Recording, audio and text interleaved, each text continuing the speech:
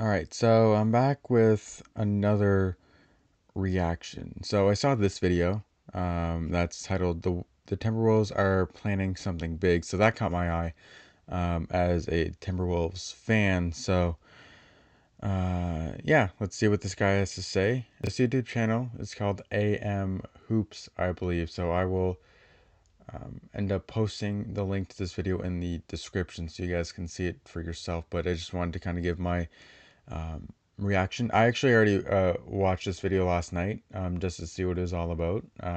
So now I'm gonna go ahead and give my thoughts on it. So Anthony Edwards is supposed to be the next face of the league. yeah, who considers him the face of the league? Like legitimately, who says Anthony Edwards is supposed to be the next face of the league? Okay, so we're already off to like kind of a ridiculous start, but okay, like we're 2 seconds in.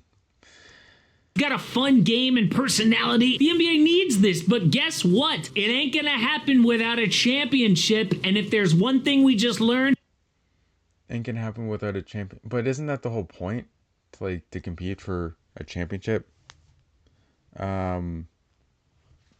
What? Hold on. guess what? It ain't gonna happen. Fun game and personality. The NBA needs this, but guess what? It ain't gonna happen without a championship. What's gonna happen? What's not gonna happen without a championship?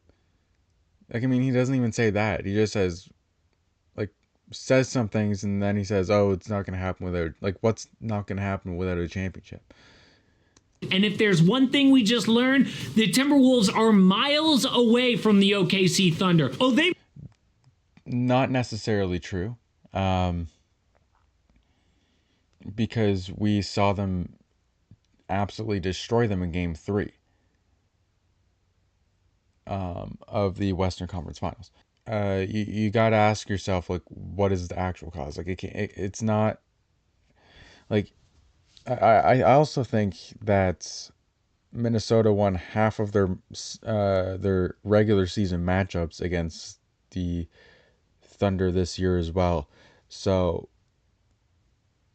you can't say that the issue is that the Timberwolves are miles behind the Thunder.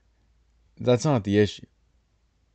What I've been saying for a month now is that the issue that the Timberwolves have is consistency, right?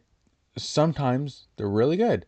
Sometimes they play like a high school basketball team that has no idea what the fuck they're doing, which is really bad. Like in the NBA, you have to be on your game as often as possible.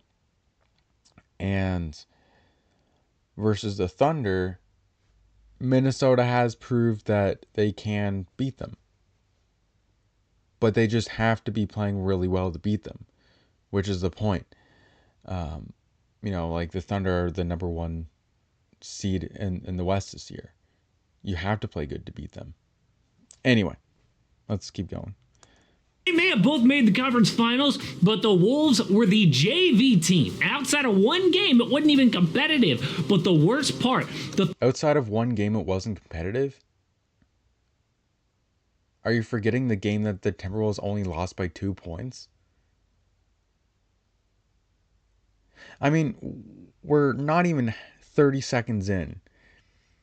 And there's already so much that is just like, this is questionable. That's questionable. That's questionable. Or just straight up lies like this. Like, you cannot say that there was only one game that was competitive whenever the Timberwolves, like, maybe he means like there was only one game that wasn't a blowout. If that's what he's talking about, sure. But he's talking about the Timberwolves and how many games they played in that series that they were competitive in the game. And there was not only one game that they were competitive, as in close to winning or winning. There was 2 games. The game that they won by I don't know how many points, maybe 30 points, and the game that they only lost by 2 points. Thunder will only get better from here. Younger, deeper, more talented, so the Wolves are screwed unless their secret weapon comes through. And then he says those things as if they're facts, but in reality, that is his opinion, and he doesn't give any reasons as to why he thinks that way, which is a big problem. Like, whenever something is an opinion, either you straight up say, well, this is my opinion, or you give evidence to back up your opinion to be like, yeah, this is why you think that way. Front office guy Tim Conley built the champion Nuggets. Then he got to Minnesota, immediately traded for Rudy Gobert. Not good enough, dealt Karl Anthony Towns. So the point is, this guy is not afraid of making a big move no matter who goes out. The only untouchable is Ant. So, and what evidence do you have of that? Did the front office come up and call you and be like, yeah, Anthony Edwards is our only untouchable? Because, like, from what I've seen, like, there's a few players that immediately come to mind that were on the team this year and on the team last year. Anthony Edwards, Rudy Gobert, Naz Reid, I believe Jaden McDaniels was still on the team this year. So, like, how do you know Anthony Edwards is the only untouchable? what are they planning to do now? Well, before we get to that, it is so cool that Minnesota isn't just comfortable making the conference finals. And remember, this is a team that drafted Kevin Garnett in 1995, had a decent run, but struggled more than anyone after trading him. After 07, they missed 16 of 17 playoffs. Yeah, Doesn't get horrible. more basketball hell than that. So it would be easy to be like, yo, back-to-back conference finals? Yeah, let's just enjoy this. But no, they know how valuable having a superstar like Anthony Edwards is, and don't. Well, here's the thing. The mentality of we made the conference finals in back-to-back years, I mean, that reminds me of whenever Anthony Edwards said that he was excited to lose in the Western Conference Finals. So, in my opinion, the mentality that Anthony Edwards has is a lot more aligned with, like, hell yeah, we made the conference finals 2 years in a row, versus like, hey, we failed to make the NBA finals for a second year in a row. Because, of course, the goal is to win the NBA championship, not to make the conference finals. Don't want to waste him like they did KG. Eventually, dude gets fed up and leaves the team. So what can they do to finally get over the top? Well, the number one name that you're going to... What can they do? Yeah. The one thing that I've been saying for the past month, get more consistent. Get more consistent and get more consistent at really just trying to get around what the other team is trying to do to stop you. And adjust, you know? Get consistent with being able to adjust to what the other team is doing to try to stop you from doing the things that you want to do. They did not consistently do that versus OKC. They didn't. Here is Kevin Durant. Oh, the Wolves tried for KD at the deadline. There was mutual interest. Ant and Durant are friends and looked up to KD as his basketball idol growing up. But here... If I were Kevin Durant, I would never, ever, ever want to play with Anthony Edwards based on what I have uncovered from him since I started uploading videos on this YouTube channel. Just saying. Here's the problem. For what they would have to give up for KD, does that really close the gap on OKC? Were they a Kevin Durant away from just beating the Thunder? And the Suns aren't going to give up KD for free. I mean, other teams want him. We know serious interest from the Spurs, the Miami Heat, maybe even the New York Knicks potentially. How do the Wolves outbid those teams? I will tell you how. There is one player they would have to sacrifice for KD. We know about the Timberwolves draft pick. picks. They can only trade. Yeah, sacrificing players. We don't need to sacrifice anybody, buddy. Like we don't need trades. We need consistency. Um, so it bothers me whenever people mention like the Timberwolves need trades to get better. They don't need trades. They need consistency, right? Like you can have the best team in the world, but if they're not consistent, you're gonna have trash teams that can beat them. You know? So I mean that's just kind of whole like my whole mentality around that. Number 17 in this year's draft on draft night only. Also, they've got one swap to deal in 2028. That is it. So easily beat by other teams for Durant, unless they include Jaden McDaniels. Jaden is one of the most valuable role players in the NBA right now. I don't know about that. That's really subjective to opinion.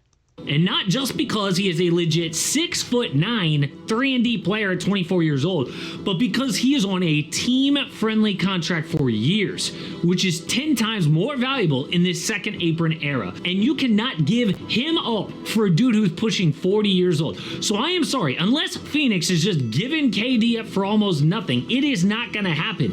I don't care what ESPN keeps telling us. Forget about it. But they're... Yeah, but at the same time, like Kevin Durant, I don't think is the type of player that would want to play on the Timberwolves. That's my opinion. And yes, I will say it's my opinion instead of just saying Kevin Durant doesn't want to play in the Timberwolves. So it makes it look like I'm saying it as it's a fact. There is one other name that people are not mentioning, and it's not Giannis. So you've got to look at what the Timberwolves desperately need. And remember, it was a huge gamble dealing Cat before last year coming off a conference finals. They wanted to get off his Supermax contract for financial reasons, getting Randall and Dante DiVincenzo. But at first, it was ugly. Yeah, I mean, Randall ended up being really good. DiVincenzo, whenever he's on, he's really good. He's a really solid player. They were only one game over 500 in January. Remember when Randall and Gobert blew up at each other in Toronto? It was a mess. But after the All-Star break, they turned it around. Wolves went 17-4 down the stretch, climbing out of the play-in to the 6th seed in the that's really important. West. Then in the playoffs, they continued to dominate. Beat the Lakers in 4 games in round. False. That's false. How many lies have I caught this guy telling in this one video? And we're not even halfway done. They did not beat the Lakers in 4 games. They beat the Lakers in 5 games. So, I don't know what this guy's smoking, but... One and took advantage of Golden State without Steph also winning in 5 games and also winning in 5 games. Yes, both series they won in 5 games. All the while, Julius Randle looked legendary. Dude scored 26 a night with 6 boards and 6 assists. That's really good for him, especially if you consider that his average points per game for his career is 19. I'm not sure what his career average for rebounds and assists are, but I'm sure they're not as high as these numbers. So, good on Randall. I mean, I didn't know this as I was watching. I just kind of watched him and I was thinking that he was playing really good. But yeah, I mean, he definitely played pretty well, really well in the first 2 rounds of the playoffs. Ant was clutch, Jaden a two-way beast. But then, once they faced a true, healthy contender, they made the Thunder look like the 2017 KD Warriors. But why? Because OKC exposed 3 things about these Wolves. Well, the only thing that they really exposed is that, 1, the Timberwolves did not come out with enough intensity to even stand a chance. Well, I guess they exposed more than one thing. Second thing is that the Timberwolves lacked a real sense of consistency, right? Um, and the third thing that they exposed, especially in Game 5 where they were hounding, um, the front court and the guards a lot more, um, is that other than like Anthony Edwards, Julius Randle, like if those two players are not on, then it's like the Thunder understand that most of the offensive output for the Timberwolves is going to be from Randle and Edwards. And if you shut those players down, then the other players are going to have to pick it up and they're going to have to make some plays. They're going to have to score more points in order to keep the Timberwolves in the game. So that's the whole kind of strategy with hounding Edwards and Randall and trying to make it really hard on them to be able to do what it is that they want to do. Number one, no legit second scorer next to No legitimate second scorer next to Anthony Edwards. You just said that in the first two rounds, Randall was averaging 26 points per game. How is that not a legit second scorer? Like what? Like why? Like contradicting yourself much, you know? And yes, they had that in rounds 1 and 2, but in the big So they did have that. So you admit that you're wrong after 2 seconds of making that statement that, Minnesota did not have a legitimate second scorer. So you admit that you're wrong. biggest games, from Cat to now Julius Randle, Ant has never had a reliable number 2 in the biggest spots. But you just admitted they had that in 1 and 2. Rounds 1 and 2. And he did just say, like, I believe, the toughest spots. But it's not like Anthony Edwards played great either. Like 3 out of the 5 games, Anthony Edwards scored less than 20 points. And I don't have his field goal percentages in mind, but I know that they weren't great. I remember him going like 1 for 7 from 3 twice. I think there was one game where he went like 1 for 9. I could be wrong, but yeah, it's not great for sure. So OKC could then key on Edwards and shut him down. So dude went. Let me back it up a few seconds. Cat to now Julius Randle, Ant has never had a reliable number 2 in the biggest spots. So OKC could then key on Edwards and shut him down. Yes, that's true. And if you listen closely too, I feel like he's not really. He's like dodging giving Anthony Edwards any sort of blame. Right? I mean, so dude went uncharacteristically quiet in games 1, 4, and 5. That is the closest he will ever come to criticizing Anthony Edwards in this video. In this whole video, he went uncharacteristically low. Why don't you show the statistics and show why he went uncharacteristically low in his point total for those games? I think even in game 2, he shot the ball more than 32 times to get 32 points. If I remember correctly, if you add up his field goal attempted and free throws attempted, if you add those two numbers up, they're actually equal more than 32. Something like that. I remember making a Facebook post about it and everything. And that's not all his fault. Ant needs consistent help.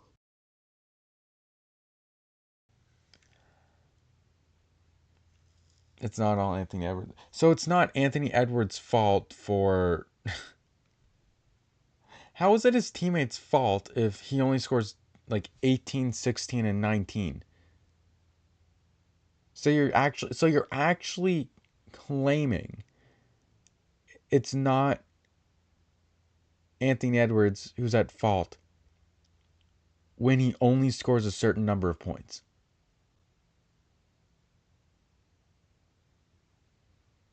Are you kidding me? Like with Randall in the series, they had a 101.9 offensive rating. Yo, the Yes, he played every game. So mentioning that is pointless. He played every game versus the Thunder. So therefore that is not a factor. That's not a relevant factor to mention. Right? Like let's say Randall was like let's say his ankle was hurting not enough for him to miss the rest of the playoffs, but it hurt enough to where he couldn't play the next game. Then that would be a relevant thing to mention, right? Where this is the Timberwolves offensive rating with Randall versus without Randall. That would be something interesting to look at, wouldn't it? But whenever he's playing every game, like that's not really something, that's relevant to mention. dead last Washington Wizards were better on offense this year. That's a problem. Yeah, that that is a problem, but you know what? Like I don't think they were better on offense whenever according to you the Wizards were dead last and the Minnesota Timberwolves ended up being the sixth seed in the playoffs. Editor behind the arc here. So, in the moment, I didn't even realize that what he was saying here was actually a lie. So, if you actually look at the facts and ignore feelings, what do you see? If you look at the offensive ratings from the 24-25 season, you see that the Timberwolves have the 8th best offensive rating in the 2024-25 season. And do you know what StatMuse reveals? The Wizards aren't even in the top 25. So explain to me how the Wizards offense is somehow better than the Timberwolves, Mr. AM Hoops. Problem. Now, number two was a lack of ball handling. Ant was double teamed a lot all year, including in the playoffs. And he was not double teamed a lot in the playoffs. He was double teamed a lot in game 5 of round 3 in the conference finals.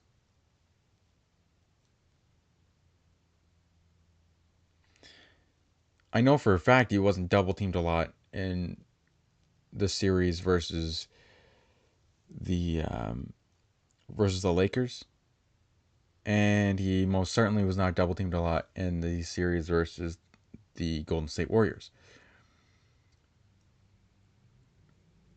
The Thunder understood that if Anthony Edwards does not score a lot of points, we are more likely to win.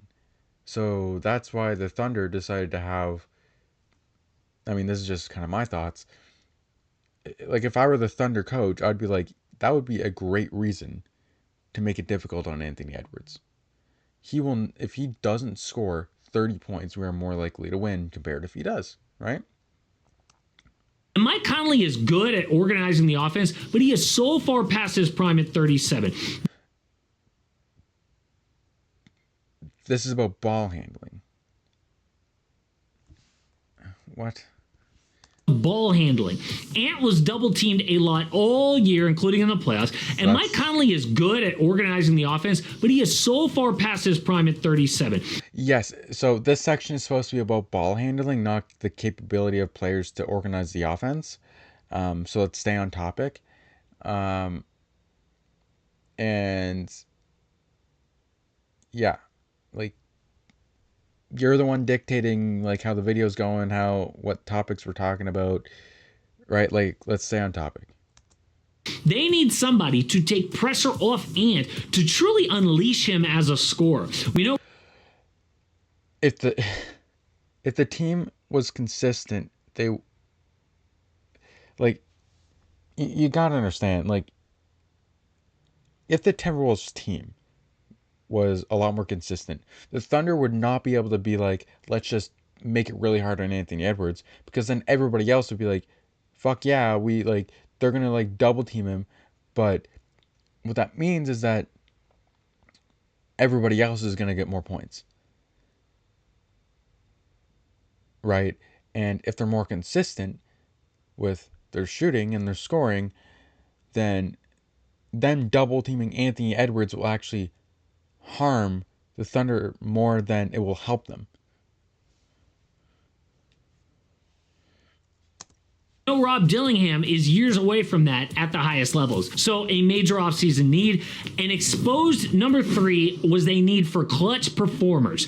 And this one is hard to describe, but the Wolves basically look like they quit in game 5 against OKC, down Because they did. by like 30 points.